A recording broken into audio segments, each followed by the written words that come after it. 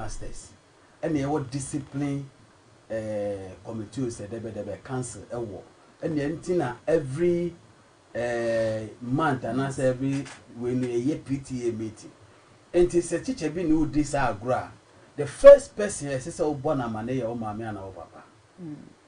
This is what I want to me more mammy or papa man be a teacher new try to say okay boo and as of a pop but mamma Pamua there's more school for you to go. And so man just alert your parents. No more school no more money teacher no be kasa and no be boy headmaster man. Teacher no yes and you be transfer na free school no say na be obenya wa som de aso ade. Mre wo ho sa teacher no can be jailed for harassing the student. Say no want me am more awufo amane, want me am boy headmaster man and now house master man. And I say we house mistress. Say if you house mistress look when they do lesbian is cry. And so report to no. Emma wa awufo. Nti enye only say nkwala no nkwa na yes ade no say na wo kan no school penifo no so bi hu wo nti report to omo ema wa wofo because they omo japade ne wo nti wo say wa say amomo ene oman so I say so we no say school no e punish omo 2 as I say akwala be ma no ni papa onjai no hwe Oman ko pe adwuma onya no hwe because waso awale onya no hwe no man ko pe adwuma nye no nko school no nko school or ko school no they should learn something. They should feel the pains that you the parent you are feeling because they want to become parents. On person mu ye awofo once on person mu ye awofo no say ye mo mu ye awofo asodie on say nye kura so ntimi ko on copper construction work be man on man ko sua concrete no hu say na concrete sua heaviness tie stress I wo mu torment I wo mu wo sua concrete ni etete mu gu so mortar concrete ye no sa onye sa de no en fan wie ni the rest of the term no daddy we hitting kola na ma we hiti pa o ma bo fu pa say man ni papa no boy ni papa no we enjoy life man enye so enjoy life man o on monitor no man nya adwuma no fa hwe no because say see papa na ehwe wo na wo nya bi de actor ring okay so as I said say papa no on hwe wo biom wa koye adwuma na ye adwuma din na hwe say o papa no onya ni easy ana so onya ni easy abayo no so ono so ni mama ma no nya adwuma okay say adwuma nu a upon obafia o ma no nsu ade say nto akutu anka onko tonso ya no fa nkochi say pure water on fan ma no no hu say omo mo gina kwan no omo tonso no omo nya ni easy ebi o ma mba wakotena ewia so obeton ade wanya ebi ede kura obekokura density kura onya but bua brain hu sa akos free crofo ade akos stress bebi ense so kogu nanim ase wokura obe wakogu nanim ase se na bi obenya kakra ade support no watimi akọ school that's it at the end of the day the jimi ade awo ye we no mo say teacher no job to ho ye mo bia 100 esakra ye mo 100 ube sorry free table no so no no credit sir the 100 ne ye ba ube sorry no so betimi agina wo na so na betimi atena otu no so a ne ya hwe na ye njai say nkwala no ye nya omubu ye ja omubu me time me wo middle school there was a guy there oko ria ni grandmother at the end of the bus because see this boy is a robber and a thief and ye three number 2 ye hall no ye fra assembly my class for you know be abegina and ye so ni mo ye wo pillars bi o and ye ma no three pillar ni aso ni obi aso ni sa aso ni nine ha and ye hwe no see beating odi fo antwi so aye ota ko bomba o school ni mpa me mo de me nya kwa me kwa ko o bore kan fo nkwala ni nyina so hwe the whole class for you wo vimo bia so vimo bia record so vimo bia because I thought they be say hwe because me era ona kwala bi gugu ho mo yam mu ade me buo mo nyina me kiro me from nyina ba me fio hwe mo rough me obe no ya ba tan be kasa no kro be gini die me da say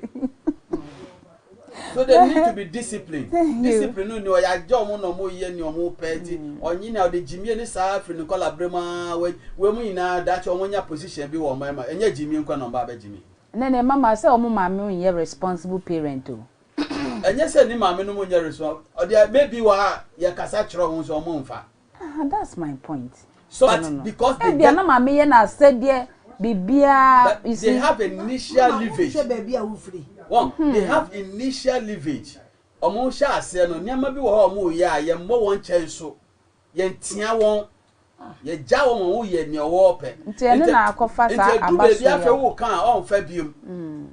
so what I say because eye fitiase ne duane se ne obesi awi afi oni a